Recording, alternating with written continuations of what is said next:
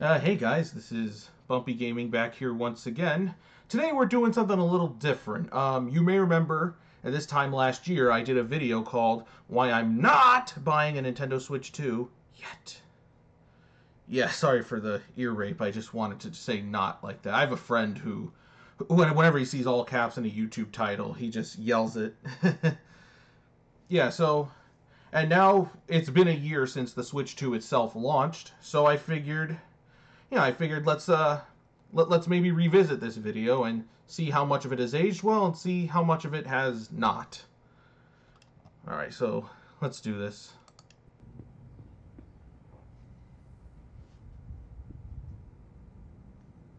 Yeah, I know.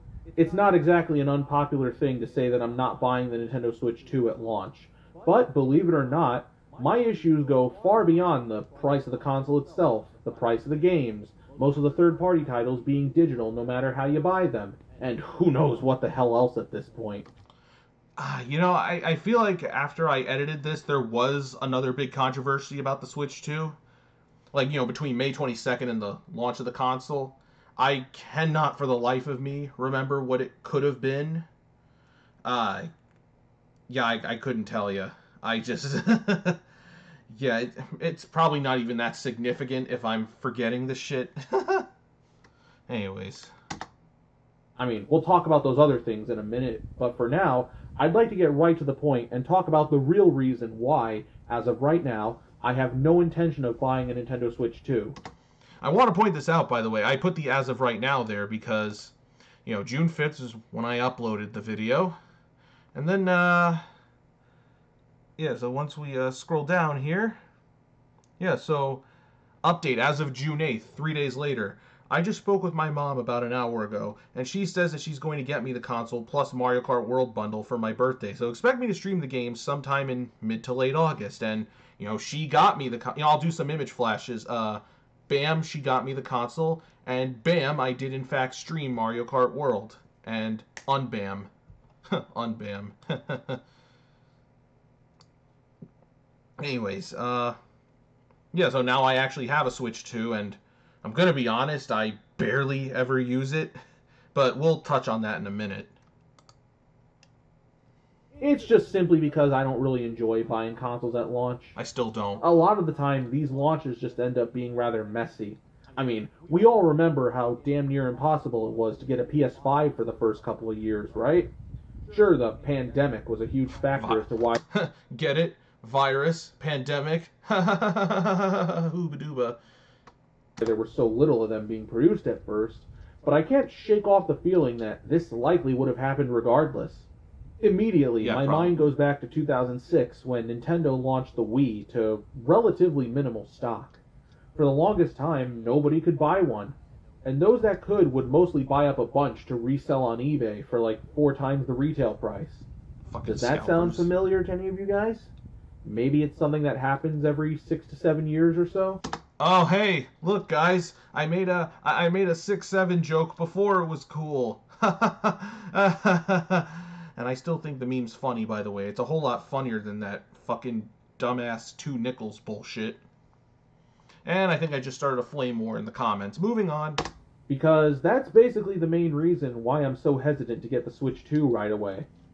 And don't even get me started on the idea of pre ordering.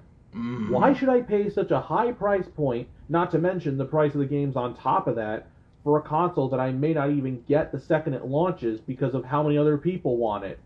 I Now, know, of right? course, I understand that everyone's individual experiences may vary from mine. Yeah, for what it's worth, I do actually know a couple people who were able to get it at launch. It's just, it seems like such a gigantic hassle. I'd rather just wait a little while and just wait for an opportunity where I can get it with minimal ease. Well, not minimal ease, but like with relative ease at the very least. But I've just been too burnt out by system launches to really give a damn about them. It's not quite the same situation, but I'm going to tie this back to the Wii for a second and tell you guys a little story. Oh yeah, here it comes. It's a late night in early 2007, and my dad was part of a queue at Target to pick up a Wii console for me. At the time, this particular Target only had a whopping 26 consoles in stock, so they were handing out tickets to the first 26 people in line. My father was the 25th, and I feel like that experience should pretty much speak for itself. I mean, I did actually get the Wii, but I still felt like it was a story worth sharing. That's another funny story too. I remember like all throughout late 2006, early 2007, I just yeah, then I was just thinking I was, keep in mind I was like 7 years old, so I kept thinking, oh, I can't wait for when I get a Wii for my birthday, and Dad keeps saying if you get a Wii for your birthday, and he kept saying that over and over and over again. I initially brushed this off as like him being an adult. Then I remember specifically it was like February of 2007. Dad, we were driving home from I think a restaurant.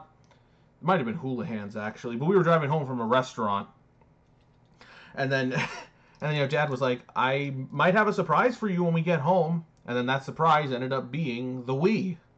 I got Wii Sports and WarioWare Smooth Moves with it. Yes, you can imagine I was pretty happy about that.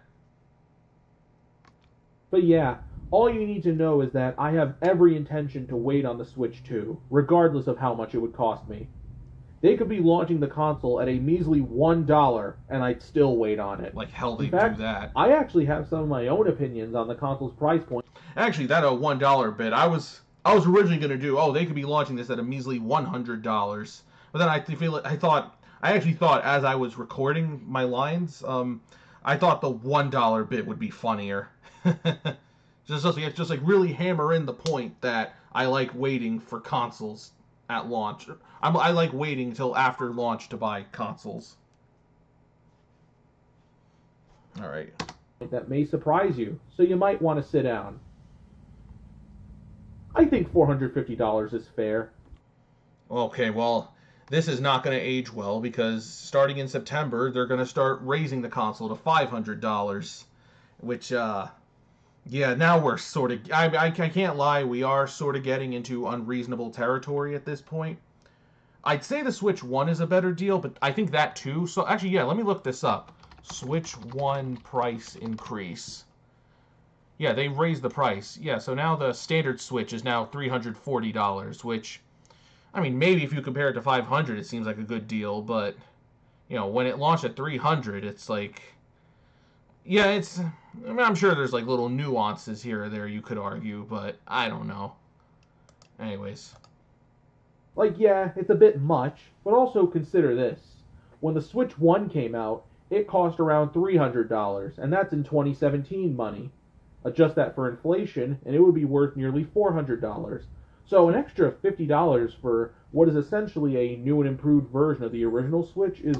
Yeah, the more economical reasons. Yeah, if you know the reasons, you know the reasons why the console was being priced so high. Yeah, escape the horrors of the real world. I'm sure you can piece two and two together. Really not asking for too much. Actually, you know what? If $300 in 2017 money is like almost $400, then I guess it is nice to see that the standard Switch wasn't hit too much by inflation. Yeah, that's. Plus, if Xbox raising their prices is any indicator, yeah, they're continuing to raise their prices. I think PlayStation's raising their prices too. So, yeah, I guess Concord did that badly for them. Remember that? Your grandfather told you about Concord. That we could very well be living in a world where Nintendo continues to be the cheaper alternative next to their competition. Yeah, they're gonna be just fucking marginally cheaper than an Xbox Series X. Or no, even like it would only be like $50 cheaper than the Xbox Series X digital. Actually, yeah, you know what? Have they increased the prices even further? Yeah, no, they did. They did. Yeah, I think like the standard Series S, the 512 gigabyte one, that's now $400. Wow. Man, this has just been a bad time for modern consoles, I tell you. It's no wonder people are buying like refurbished PS2s now. Also, I'm just going to say right off the bat that I don't think the console's price point is going to affect sales that much. I mean, I don't think it's going to be nearly as successful as its predecessor, but if the overall impressions of that Switch 2 Direct are any indicator, then I do at least think it'll outsell the Wii U. I mean, yes, now that part is true. It did outsell the Wii U. But, and you know, it did, for what it's worth, it did break a couple records. I don't really know how much it's selling now. Switch 2 sales. Yeah, Switch 2 versus Switch 1 sales. I really should have done more research. Yeah. So how about Switch 2 sales numbers? Maybe that gives me a... Yeah, Switch 2 is officially sold... Yeah, 19.86 million units worldwide. Console also moved 48.71 million software units, and it's... Yeah, how fast did it sell? Okay. Alright, I mean, I guess it's relatively successful. How long did it take for the Wii U to be considered a flop? I admit I'm not too knowledgeable when it comes to, like, console sales. Alright, here we go. Sales milestones. Console remains about 5 million units ahead of the original Switches, comfortably outpacing the PS5 and PS4 during the same time frame. Early sales were explosive. Nintendo lowered its second-year sales. Legacy Switch. Okay. Okay, well, did the Switch 2... I have to fact-check this now. Did the Switch 2 outsell the Wii... Yeah, it did outsell the Wii U, so I was right about that. Yeah, Switch 2 has already outsold the Wii U in just 8 months. Yeah, so whether or not this console is deemed a success in the end, yeah, I guess we'll wait and see. But yeah, it's probably not going to be as successful as the original Switch. So yeah, who the hell knows at this point? They are, at the very least, making it perfectly clear that this is a brand new console from the get-go. And they did. And people seem to be really blown away by what they were seeing up until the prices were revealed. I still stand by that. While we're on that tangent, let's talk about the games. So, as we all know, the console is set to launch with Mario Kart World at a whopping $80. That may seem unreasonably high, and I would say to a certain extent that it is. But honestly, I can somewhat justify it for two particular reasons. The first being that the game seems very massive in scope, even by Mario Kart standards. Between the massive track selection, the abundance of bonus modes, and the ginormous character roster, the likes of which haven't been seen since the Mario Baseball series, I think we're in for something really special here. Plus, and this is the second reason, out of all the Mario spin-offs, I feel that Mario Kart has the most mainstream appeal, even more so than the main series, I would argue. Try finding me one average Joe who has never once played Mario Kart, whether with their college buddies or otherwise. Now, the $80 price point does have people worried that every single... Oh, okay. I'm gonna be honest with you guys, I was kind of dreading this part the most, because now that I've played Mario Kart World, I can say it is... And I mean, you know my opinion on Mario Kart World at this point. I like it, but I don't love it. You know, there are just little things holding it back from being, like, Mario Kart Wii levels of quality. Which, I know that sounds a bit petty of me to say, but, I mean, shit. Yeah, Mario Kart World, but I can tell you this, it is very much not worth $80. Yeah, the most value you could really get out of it is if you get, like, if you can get it bundled with the Switch 2, well, I say this before the prices go up, but if you get the Switch 2 now while it's $450, and then you get the bundle with Mario Kart World for an extra $50, rounding out to $500, yeah, I would say that's more reasonable. I mean, even then, I'd say $50 is still a bit much for Mario Kart World, but at least you're not paying goddamn $80. Yeah, so, yeah, now let's see the price of the games. First-party game for the Switch 2 is going to be way too overpriced. While I do get the frustrations, especially when nearly every Switch 1 game costs around $60, I also think it's worth remembering that a game like Donkey Kong Bonanza is being priced at $70. This tells me that Nintendo may be testing out different price tags for their games depending on what it is. For all we know, we could be seeing $80 for the next Smash Bros. Or 3D Mario, while something like Animal Crossing could be marked at around $60. Yeah, and in fairness, I mean, Mario Kart World is really, in terms of, like, the first-party Nintendo stuff, Mario Kart World is kind of the only game of theirs that was priced at $80. You know, everything like Donkey Kong and Kirby and... Yeah, Donkey Kong, like Kirby Air Riders. Yeah, it was all like $70, and I think that new Mario Tennis was 70 as well. You know, which I mean, yeah, for something like tennis, it's maybe a bit much, but I mean, no, well, actually, no. Kirby Air Riders, that one I can justify because, Sakurai, if you know a thing or two about Sakurai, he makes his games feel like they're worth the price tag. And it's also why I suggested, Smash, if they ever get around to making it. I know there's rumors right now, but if they ever get around to making it, I do think people would pay $80 for Smash Brothers. And actually, while we're on the topic of pricing, because another weird thing Nintendo's been doing lately, weird thing they've been doing lately is like they've been giving different prices for both the digital and physical versions of their games. I can do a little search here. Yeah, so first of all, like you have like Yoshi and the Mysterious Book here. The digital edition is $60 and the physical version is $70. I mean, this kind of screams, this kind of has signs of like, oh, we're trying to get everyone into digital gaming because physical is obsolete. Which, I mean, yeah, I know there's like a whole community like screaming about that, but it's like, physical games are still here, are they not?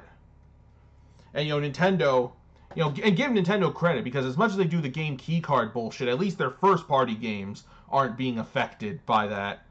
Well, I mean, except for Pocopia, but even that I would say is more of like a Pokemon Company decision rather than a Nintendo one. Yeah, so you got Yoshi and the Mysterious Book, and actually, wait a minute, I gotta show you so the price of that new Star Fox game. It's like $50 for digital and $60 for physical. Yeah, remember when like every damn video game on the planet was $60, and we were saying that was like a very reasonable price? Good times, good times. And just wait until you see what game prices were like in the 90s. Actually, you know what? I'm going to leave a video in the description from this YouTube channel called My Retro Life where he talks about, gaming really isn't any less or more expensive now than it was back in the 90s. Yeah, I'll leave a link to that in the description. I highly recommend it. So let's continue this. Also, not for nothing, but the remaster of Bravely Default only costs about $40 on the Switch 2. I know that's not a Nintendo IP. Hold on. It's good to see that I was kind of right about the dynamic pricing of these games. I'm just throwing it out there. They could also bring back Nintendo Selects. And you know what? They actually could at some point, because if memory serves correct, I do believe there was some kind of Black Friday sale on the eShop last year. Yeah. eShop Black Friday sale 2025. And I remember like during that particular sale, there were some like third-party games going on sale. No, not third-party, first-party. And like it blew people away at the time. It's like, Nintendo never puts their games on sale. Which to me it just seems like that maybe they're doing it because it's like maybe they're doing it because maybe they're doing it in the event that maybe they're doing it because they're worried that the Switch 2 might not perform as well as the Switch 1 in the end. So try to get some extra sales where you can. Okay, I'm not finding any proof that there were first-party games on sale, but like I do the eShop Black Friday sale in 2025 have first-party games. Yeah, I should have said this was going to be an unscripted video. Yeah, you had like Mario Odyssey, Paper Mario, and Splatoon 3 all at $30. Echoes of Wisdom, Princess Peach, and you have all those at $40. So, I mean, so maybe we might see like actual Nintendo sales again. Because for a while, their games were like remaining $60, and the fact that the first time they did this in a long while is the same year that the Switch 2 launched, I think it kind of says something, honestly. Anyways, back to the video. Yeah, so honestly, I would not be surprised if maybe in the next couple of years, maybe like next year, like 2028 or 9, they actually do bring back Nintendo Selects. Now you're probably wondering what my thoughts are on the game key cards. And I honestly think a lot of the concerns with that are way too overblown. Like, yeah, I definitely prefer having physical media any day of the week. But you also got to remember that the only games that seem to be doing this are third-party titles that, a lot of the time, will have proper physical releases on other consoles like the PS5, the Xbox Series X, and even the PC if you try hard enough. I'd rather not get myself in trouble. Let's continue this. It just seems like there's far too many concerns about these games potentially becoming lost to time in the future if physical media vanishes altogether. And while I'm all for preservation efforts, legal or otherwise, I also think that a lot of the people who are fear-mongering about this stuff don't really care about preserving their games, but rather pushing their own agenda. I don't fucking like Mutahar anymore. I do not. I mean I won't dwell on it for too long, but Mutahar, if some ordinary gamers, if you see his videos now, it's not just because of video game. Like if you see like every single video of his is like this doomerist, cynical thing about, oh, the internet is becoming dystopian or whatever. Which, look, I'm not gonna say I agree with shit like, you know, Discord asking for your ID or whatever the fuck, but like, I mean, this whole mass surveillance shit that people keep, you know, going off about. Yeah, I mean, again, I don't agree with it, but it's like, I also think people are maybe making way too big a deal out of it. It's existed for about as long as the internet itself has existed. And to everyone saying, you know, oh, we're living in George Orwell's 1984, have you guys actually read that fuck? I haven't read that novel, but, you know, if the internet truly was like that, then we would have been living in 1984, you know, when the internet itself first started. That's just kind of how I look at it. It's like, it's fear-mongering, man. Yeah. I'm not going to dwell on it any longer. Fuck Mutahar. Moist Critical better. Sorry, I'm just being brutally honest. And I could make a whole video about that. I kind of want to at this point, honestly. But anyways, I do still think that physical media isn't going to go anywhere anytime soon. These companies may be jumping on the digital gravy train now. Is that game any good? I think I saw it on like a GitHub or itch.io type of page, and kind of curious about it. I mean, I've been curious about it for like a year now. I mean, I kind of forgot about it till now, but yeah, I've been meaning to see if that game's any good. But if you do your research, scientists are currently working on a new disk format that could hold up to 200 terabytes of data. So that in its... Okay, so this is probably not going to happen anytime soon. You know, for basically the same reason why all these consoles are going up in price. You know, all these AI bros buying all the storage and RAM that they can. Which, yeah, this fucking AI bubble cannot burst soon enough. Seriously. Itself could very easily set a new precedent in the future. I mean, we're already seeing more companies who actually give a damn about physical media. CD Projekt Red immediately comes to mind, as their Cyberpunk 2077 is getting a proper physical release on the Switch 2. In short, I have my own reasons for not wanting to buy a Switch 2 the second it comes out, but I assure you that I'm absolutely going to buy it at some point down the road. Ideally, I'd like to save up my birthday money for it come mid to late August, but who knows how readily available the console will be by then. That's actually kind of a funny story as well. When my mom was buying the console for me, she went with her friend, and you know, they went to a Best Buy near my house. It's in like a shopping mall. Yeah, they went to a Best Buy near my house, see if they had the Switch 2. The guy said no, and then I think they went to a Best Buy in like, I mean, I live in New York, so they had to go to a Best Buy in like freaking Connecticut, and they had the Switch 2.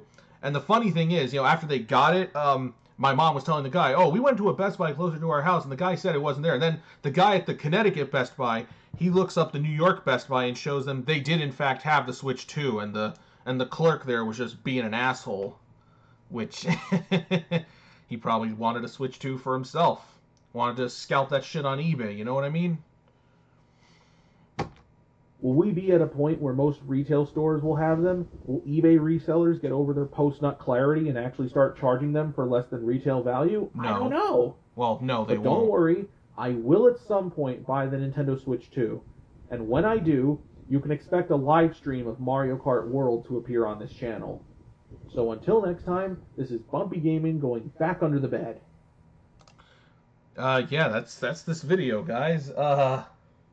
How well has it aged in the last year? To be honest, it aged better than I thought it would. I mean, really, the only parts that didn't age well were like me talking about the prices, which you can thank the AI bros for that. And then secondly, yeah, me talking about Mario Kart World also didn't really age, but even then, that was more because of my own personal feelings towards the game. You gotta understand, Mario Kart means a lot to me, so of course I was gonna be all like, oh, Mario Kart's worth $80, look at how much they're at. And really, the Mario franchise as a whole means a lot to me, so of course I was gonna try to justify the $80 price tag. And now that I've actually played the game, I just simply can't do that anymore. I mean, I do still play it from time to time, but even then, I have to turn it off after a while and just go play Mario Kart Wii.